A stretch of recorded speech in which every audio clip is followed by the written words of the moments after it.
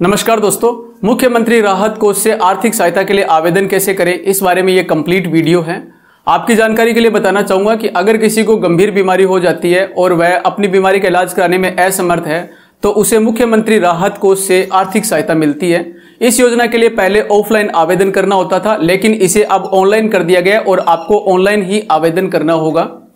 अगर कोई व्यक्ति अपनी बीमारी का इलाज कराने में असमर्थ है और उसके पास आयुष्मान भारत कार्ड नहीं बना हुआ है और उसकी आर्थिक स्थिति कमजोर है तो वह मुख्यमंत्री राहत कोष इस योजना के अंतर्गत आवेदन करके अपनी बीमारी का इलाज करवाने के लिए आर्थिक सहायता प्राप्त कर सकता है।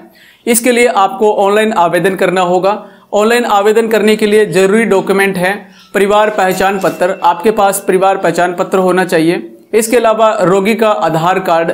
अगर रोगी आवेदन नहीं कर रहा है, कोई घर का सदस्य रिलेटिव दूसरा आवेदन कर रहा है, तो आवेदक का आधार कार्ड और रोगी का आधार कार्ड दोनों का आपको आधार कार्ड लगाना है। इसके अलावा आपको बैंक अकाउंट साथ में संलग्न करना है और ओपीडी कार्ड लगाना है। हॉस्पिटल का जो ओपीडी कार्ड बना हुआ है वो ओपीडी कार्ड लगाना है। इसके अलावा आपको एक एस्टीमेट, डॉक्टर से एक एस्टीमेट बनवाना है कि आपकी बीमारी के इलाज के लिए कितना खर्च हो रहा है, उसका एक एस्टीमेट बनवाना है और वो एस्टीमेट आपको साथ में संलग्न कर देना है। इसके साथ साथ आपकी बीमारी के लिए जितने भी बिल वगैरह हैं वो सारे बिल आपको साथ में स्कैन करने हैं। ऑनलाइन आवेदन करने के लिए आपको डॉक्यूमेंट स्कैन करके साथ में अपलोड करने हैं। इसके साथ साथ आपको एक मुख्यमंत्री के नाम एप्लीकेशन देनी है। एप्लीकेशन आप साथ में संलग्न कर दीजिए और एक आपको एफिडेविट देना है। एफिडेविट में आपको यह मेंशन करना है कि आपने इसके लिए और किसी भी संस्था या विभाग से आवेदन नहीं किया हुआ है और ना ही आपने और कहीं से इसके लिए लाभ लिया है। इस बारे में आपको एक एफिडेविट बनाना है और वो एफिडेविट आपको स्कैन करके साथ में अपलोड कर देना है।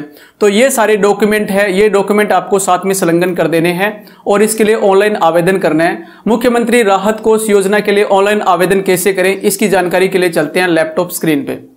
तो सबसे पहले आपको ब्राउजर ओपन करना है। क्रोम ब्राउजर या मोजिला ब्राउजर जिस पे आप काम करते हो, ब्राउजर ओपन कर लीजिए और यहाँ पे आपको साइट सर्च करनी है sarlharyana.gov.in।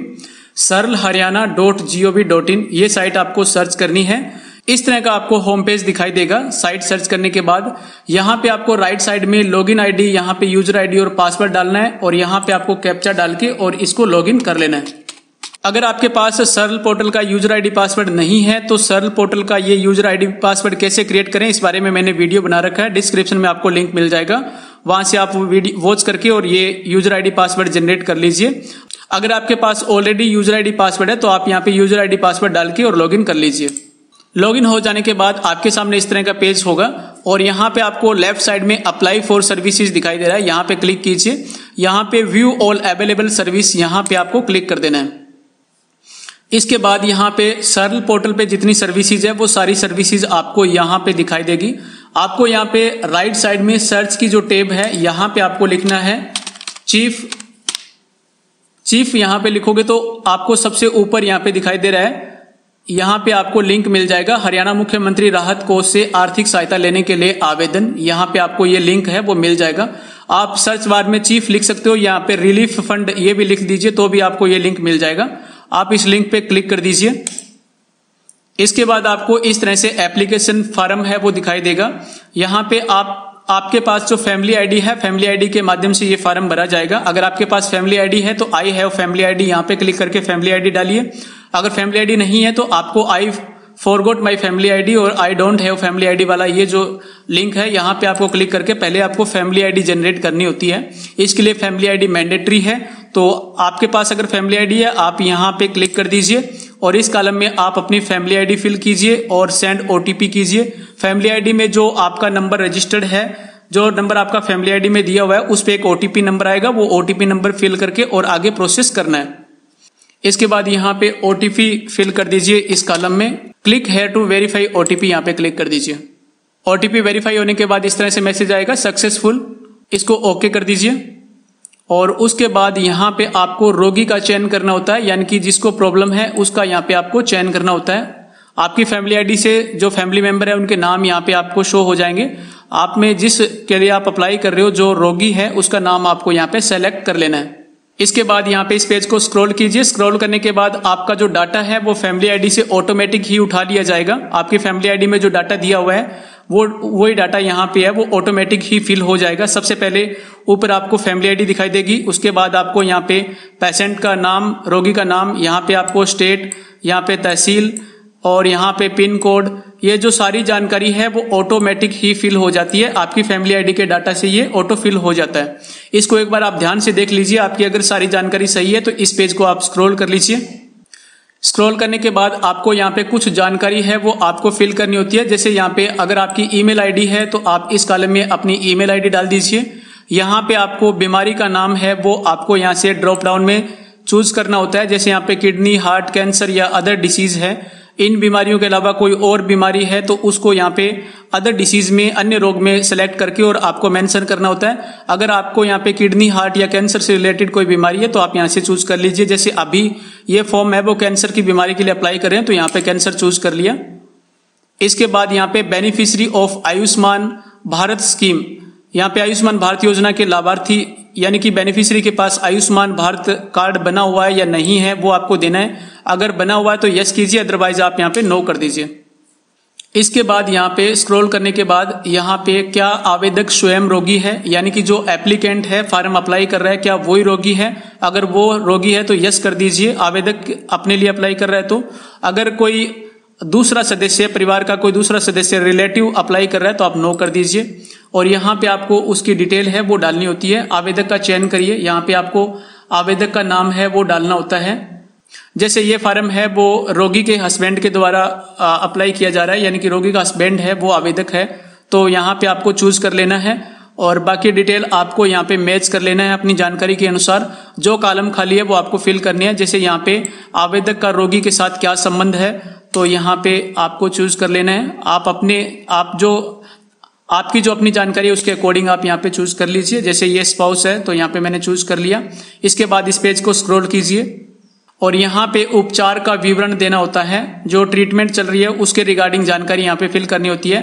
तो उपचार कौन से राज्य से चल रहा है तो वो आपको यहाँ पे सेलेक्ट कर लेना है। यहाँ पे जैसे राजस्थान से है तो अभी मैं यहाँ पे राजस्थान मैंने सेलेक्ट कर लिया। जिला कौन सा है तो आप यहाँ पे जिला सेलेक्ट कर लीजिए। जहां पे रोगी का उपचार चल रहा है उस स्टेट का और वो जिला, वो जानकारी आपको यहाँ पे डालनी है। यहाँ पे आपको अस्पताल का नाम डालना है। जिस हॉस्पिटल से रोगी का उपचार चल रहा है वो नाम आप यहाँ पे डाल दीजिए।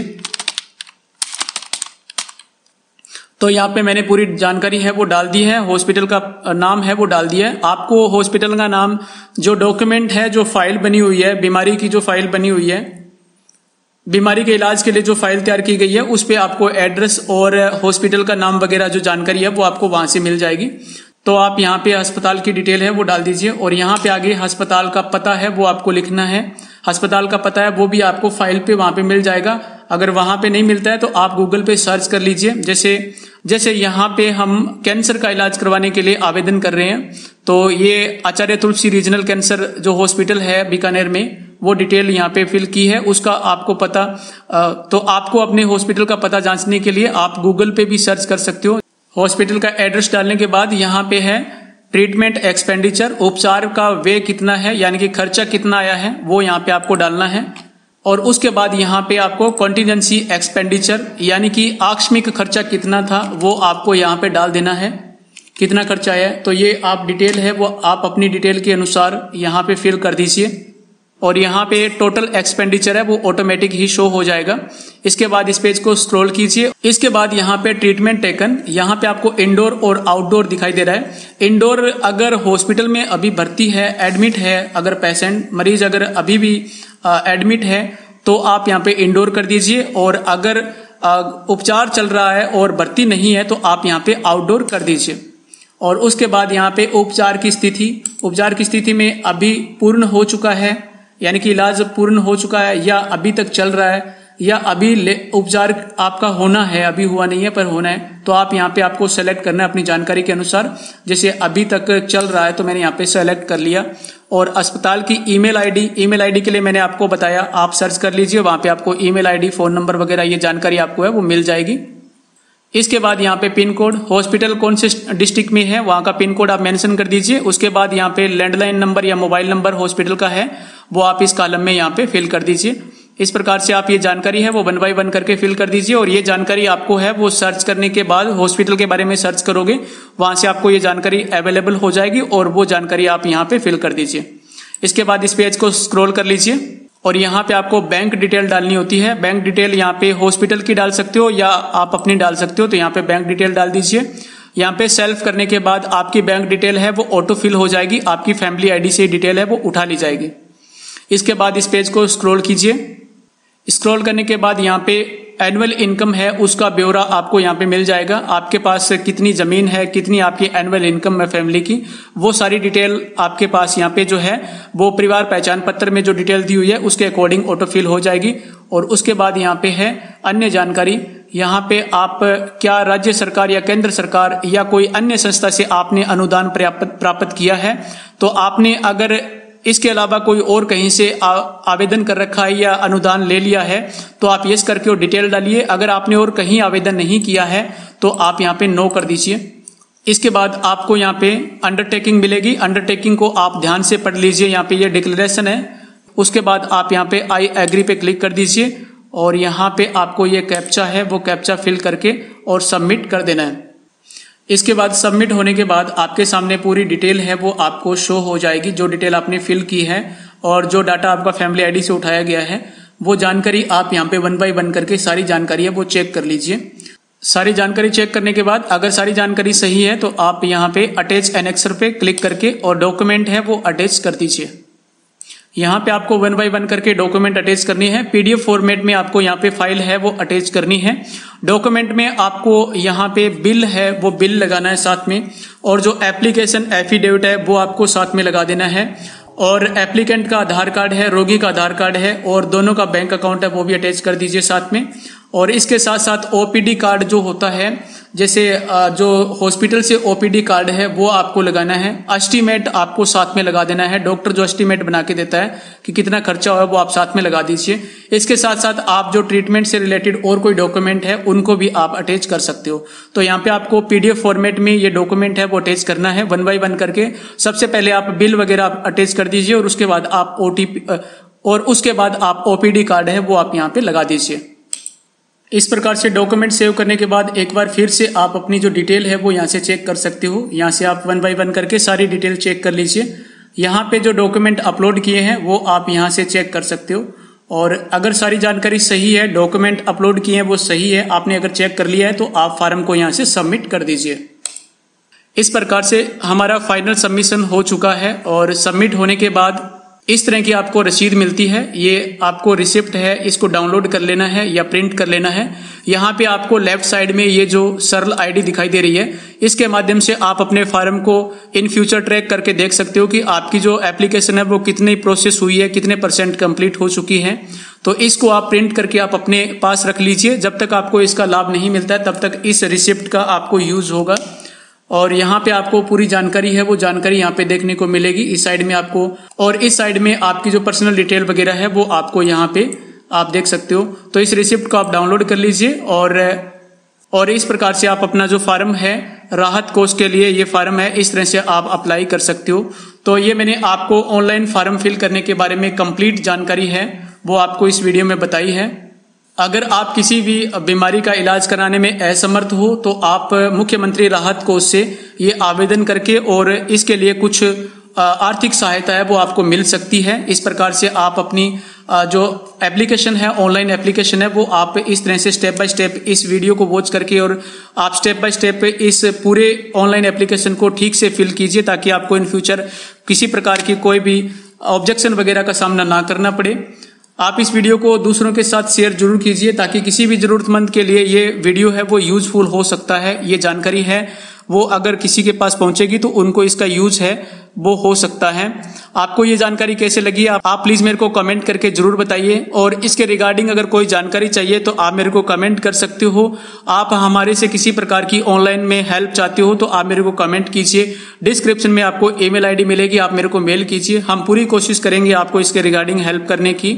अगर किसी को भी बीमारी के रिगार्डिंग अगर कोई हेल्प चाहिए हरियाणा सरकार से या केंद्र सरकार से, तो उनको अगर ये जानकारी मिलती है तो ये उनके लिए बहुत बेनिफिशियल होगी। तो प्लीज इस वीडियो को आप शेयर जरूर कर दीजिए, और इस चैनल पे मैं इस तरह के वीडियोस है वो अपलोड करता रहता हूँ।